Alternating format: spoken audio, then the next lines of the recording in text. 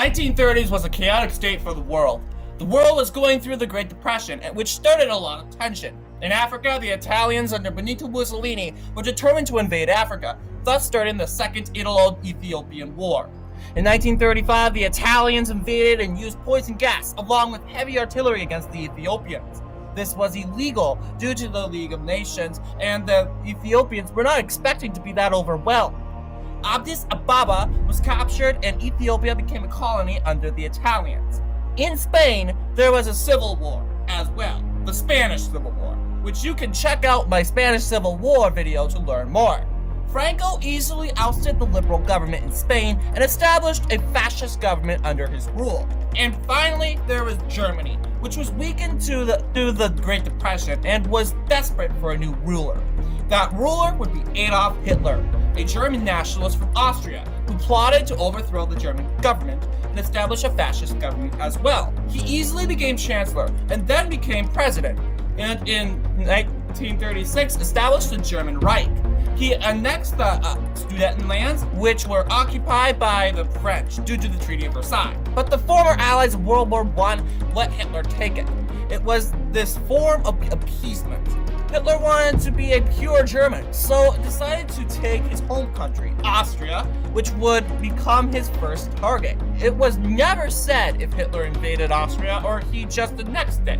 All we know is that the Anschluss annexed Austria later in 1936. Hitler looked at the Sudetenlands, which were occupied by Czechoslovakia. The Czechs refused to give in to Hitler, so this led to an invasion of Czechoslovakia.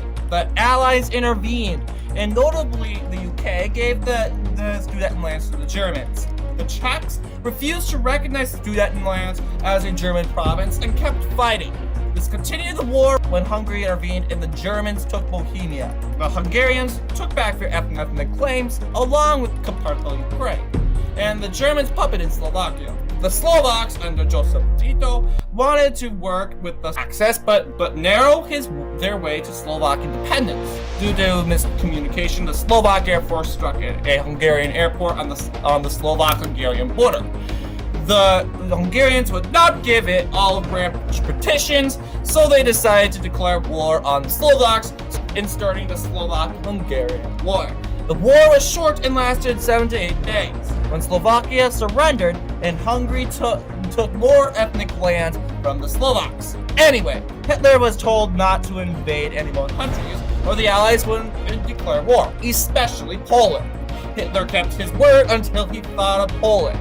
He decided to get help from the Soviets, so he signed a non-aggression pact with them, notably Joseph Stalin. September 1st, 1939, the Germans and the Soviets invaded Poland. Poland was quickly taken that the Allies had no time to respond. Poland fell quickly and the Allies responded by declaring war on Germany, officially beginning the Second World War in Europe. While that was going on, however, Mussolini invaded Albania, which triggered Greece, starting the Greco-Italian War. Greece had been striking and invading southern Albania throughout the year of 1940. Meanwhile, Hungary and Romania fell in a border dispute, which led to the Vienna Accords, which gave Hungary northern Transylvania, Bulgaria, Bessarabia, and the USSR Moldova.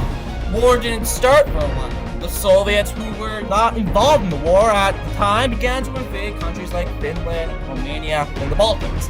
The Allies were expecting Hitler to aim at them right away, but Hitler never planned that. Instead, he aimed his attention to Scandinavia, notably Denmark and Norway. On April 9th, 1940, Germany invaded Denmark using Blitzkrieg. Denmark on that day surrendered, and Germans quickly landed in Norway. Unlike Denmark, Norway is huge and has cold winters. The Germans captured the capital of Oslo, but halfway up north in Norway, Hitler decided to refocus his attention to other European countries. He looked at Benelux, notably Luxembourg, Belgium, and the Netherlands, as his next target.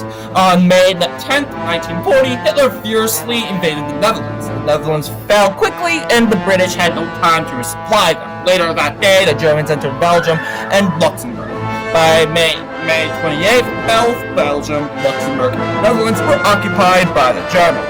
The whole reason why the Germans decided to invade Benelux was to get a better border with the French.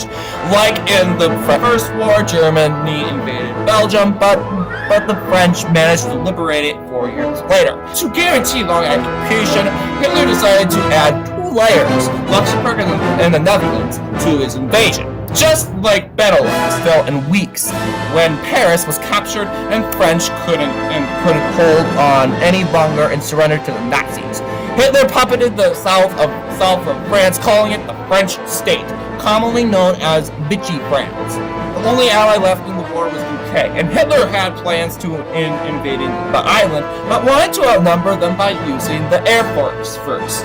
However, the faith of the British under Winston Churchill kept the British Air Force on task and managed to strike down most of the German Luftwaffe. Realizing he could not break the British, he decided to aim at the Balkans. Mussolini, who had been battling the British and the Egyptians in Africa, had no way to German supplies. So, in 1941, Hitler, along with the Hungarians, Italians, and Bulgarians, invaded Yugoslavia. Italy took some Eastern Slovak lands, along with Montenegro. Hungary took Vojvodina. Germany took Serbia, and Bulgaria took Macedonia and Eastern Serbia. Even with Yugoslavia under occupation, the Axis had no way of getting into Africa unless they attacked the Greeks, who were at war with the Italians. The Bulgarians took Thessaly and the Greek coasts.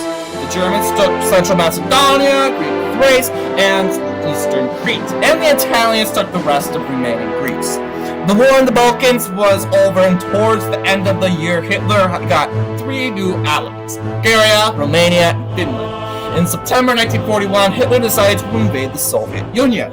Finland and Romania also joined in the campaign, and together began burning and destroying communist cities. Cities like Minsk, Kursk, Tallinn, Kyiv were destroyed. The Germans and the Finns later reached Leningrad, where they burned the city, captured lingering communists, and killed millions. Stalin ordered his forces to flee to Siberia to regroup, while the Germans were nearing the outskirts of Moscow. Hitler decided to take down more communist communities and decided to aim at Stalingrad, the key city of communism in the Soviet Union. But by that time, Stalin and his forces regrouped, and Russian winter was already on its way. The Germans were poorly equipped and had poor winter gear. The Germans had to retreat from Stalingrad, plus losing the battle. This led to the Russian pushback.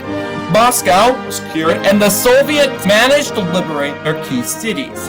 Meanwhile, in Africa, the United States entered the war and invaded. North Africa was later liberated in 1942, and in 1943, the Italian Civil War erupted and Mussolini was killed. A democratic government was established in Italy, pulling Italy out of the Axis powers. Near the end of the year, Finland, Romania, and Bulgaria both switched sides to fight the Germans. And the only Axis nation in Europe that was still loyal to the Germans was Hungary, but the Soviets invaded it later on. On June 6, 1944, Allied forces landed in Normandy and managed to liberate France. The French led the charge and liberated Benelux. The Soviets successfully took back their lands and even took Warsaw, where news broke that Hitler was killing millions of undesirables. This led to the liberation of concentration camps and the end of the Holocaust. By April 1945, the Soviets reached Poland. April 30th, Hitler committed suicide and with his wife Eva in his bunker. Less than 10 days later, Nazi Germany surrendered, ending the Second World War. The war in Europe was over, but the European theater is known as the most bloodiest theater in the whole war due to the massive death toll on both sides, and not forgetting the Holocaust. Germany was divided into 4 occupation zones, and new borders of Europe paved the way to the Cold War a few years later.